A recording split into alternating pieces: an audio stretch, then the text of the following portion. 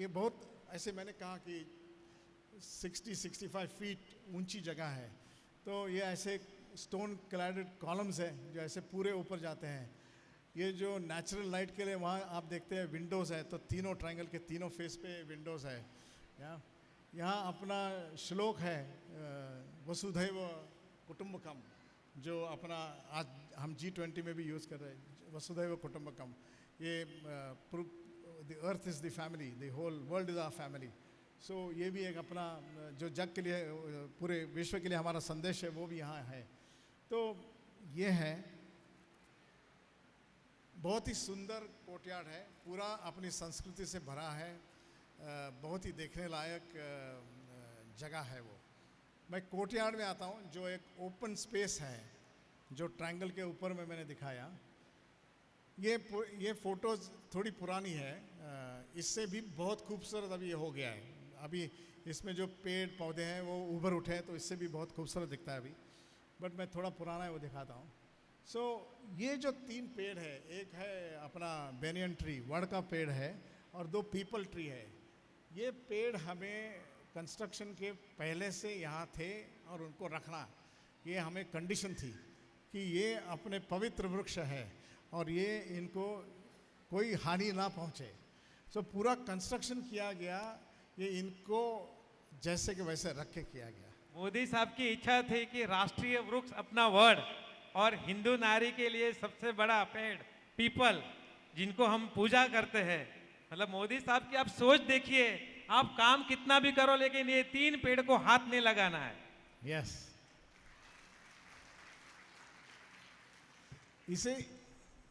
इसी से मैं यही कहते आ रहा हूँ कि ये जो अपनापन है, जो अपनी संस्कृति के लिए एक जो गर्व है, ये जो मैसेज प्राइम मिनिस्टर से खुद आता है, तो सब लोग जैसे उसमें जुड़ जाते हैं। ये जो एक अलाइनमेंट का काम है ना, सारे फोर्सेस को इकट्ठा करना, ये मोदी सर ने किया, इसलिए ये हुआ। बीच में मैं बताता हूँ, बीच में मोदी सर आए थे, तो कंस्ट्रक्शन तो होता है, तो पेड़ तो हमने वहाँ हमारी क्या कहते हैं, अपनी टावर क्रेन हमने वहाँ उसी के बगल में लगाई थी, क्योंकि इनको रखना था, तो टावर क्रेन का भी बेस वहाँ बनाया। वहाँ से पूरा हमने सामान के लिए जो कंक्रीट उठाना है वो सब किया, उसके बगल में किया। और इसके इनको स्वस्थ रखने के लिए हम एक्चुअली सॉइल को पंप करते थे। मैंने जैसे हम कंक्रीट पंप करते हैं, वैसे हम सॉइल को पंप करते थे इसमें, कि भाई अच्छी सॉइल मिले, नई सॉइल मिले, क्योंकि बाकी सब जगह तो पूरा कंक्रीट ही कंक्रीट चल रहा है, इसके सराउंडिंग में पूरा कंक्रीट चल रहा है, तो सॉइल को भी तो ब्रीथ करना है, उसको भी न्यूट्रिएंट्स चाहिए। तो हम सॉइल और मैन्योर को वहाँ पंपिंग करते थे। और कितना भी करे, थोड़ा तो पेड़ पे तो असर तो होगा ही, क्योंकि इतना ही हो रहा था। तो जब भी मोदी सर आए, उन्होंने बोला कि पेड़ अभी भी जितना हरा दिखना चाहिए दिखता नहीं, ख्याल रखो। मतलब मोदी साहब बारीक बारीक चीज पे भी ध्यान रखते थे। तो आके डांटते थे कि हरा भरा दिखना चाहिए, अभी दिखता नहीं है, अभी है मगर पूरा नहीं है, इसको ख्याल रखो, इसका सॉइल बदलो, इसको मैन्योर डालो। जो यही मैं कहता हूँ ना, कि जैसे आप अपने घर में एक कर्तव्य दक्ष पुरुष अपने घर में सब जगह निगाह रखता है, घर में क्या है, बाहर में क्या है, आंगन में क्या है, इधर क्या है, उधर क्या है, वैसे उनका कार्य रहा इस प्रोजेक्ट में, इतनी बारीकी से, जैसे अपना खुद का घर समझ के उन्होंने पूरा काम करवाया इसका।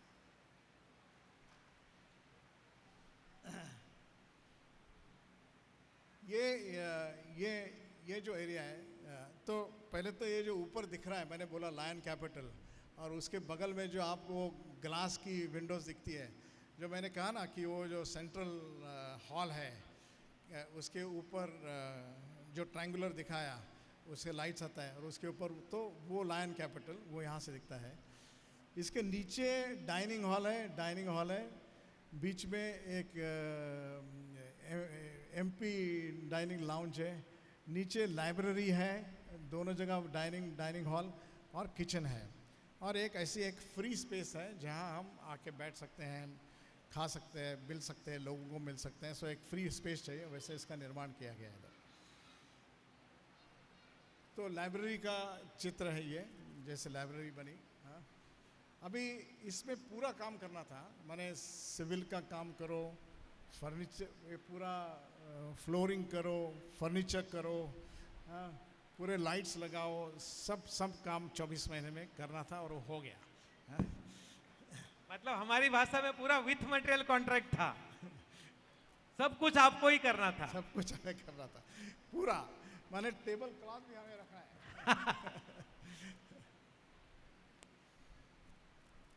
ये वेटिंग एरिया लॉबी का, ये एमपी लाउंज, पूरा फर्नीचर उस समय आया नहीं था, चाहे फोटो लिया, अभी तो ये तो भर गया है।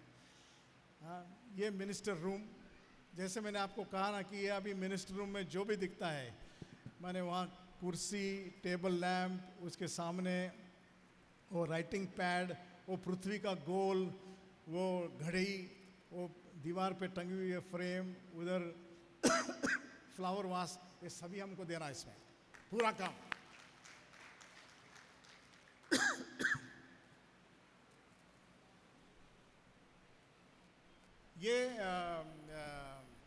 ये जो पूरा काम टेक्निकली देखा जाए तो इसमें दो भाग है। एक तो अपना सिविल का काम है कि जिसमें हमें ये करना है, ये अभी अपने कंस्ट्रक्शन भाइयों के लिए खास ध्यान से सुनिए। तो एक सिविल का काम है और एक पूरा इलेक्ट्रॉनिक्स, सीसीटीवी, इंटरनेट, इंट्रानेट, ये सब का काम। सो ये दोनों, सो ये लेफ्ट साइड पे देखें तो पूरा air conditioning, multimedia device, camera, ये सब है। राइट साइड का देखें तो अपना सिविल का काम है। अभी सिविल के काम में आप इस बिल्डिंग के लिए 1,75,000 1,75,000 क्यूबिक मीटर का कंक्रीटिंग था, 1,75,000। और ये पूरा कंक्रीटिंग, बिकॉज दिल्ली का सेस्मिक जोन है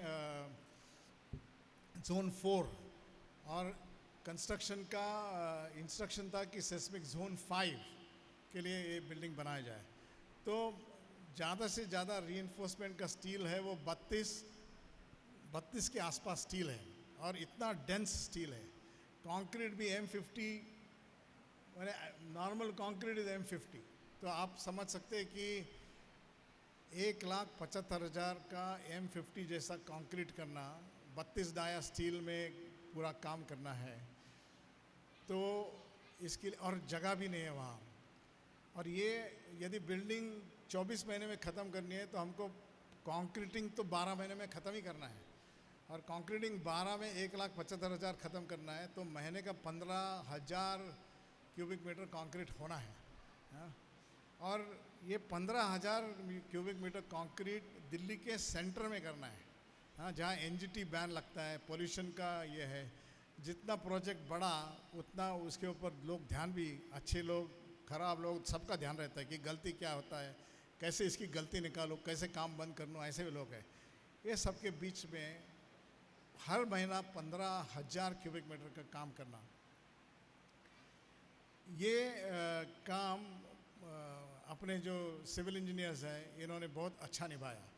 और मैंने जैसे कहा कि फरवरी 21 को हमने काम चालू किया था, लगभग मार्च अप्रैल में हमारा पूरा RCC का काम हो चुका, मेरे 12-13 महीना में पूरा काम हो चुका। और एक्चुअली ये जो ऊपर में जो मूर्ति लगाई लायन कैपिटल की, वो हमने उसका अनावरण हमने जुलाई 2022 में कर दिया था, तो पूरा स्ट्रक्चर ख़त्म होने के बाद ही उसको लग पाई, तो 2022 में उसका अनावरण भी हो गया। तो एक ये पहला इम्पोर्टेंट माइलस्टोन था कि पहले 12 महीने में पूरा कंक्रीटिंग कैसे ख़त्म करें। इसके लिए पूरी मॉडर्न टेक्नोलॉजी का यूज़ किया गया।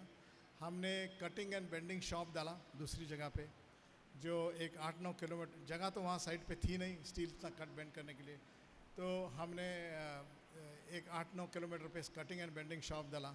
हम पूरा रीइंफोर्समेंट का जाली वहाँ से बना के हम साइड पे लेके उसको खड़ा करते थे। कंक्रीट भी वहीं बनाते थे।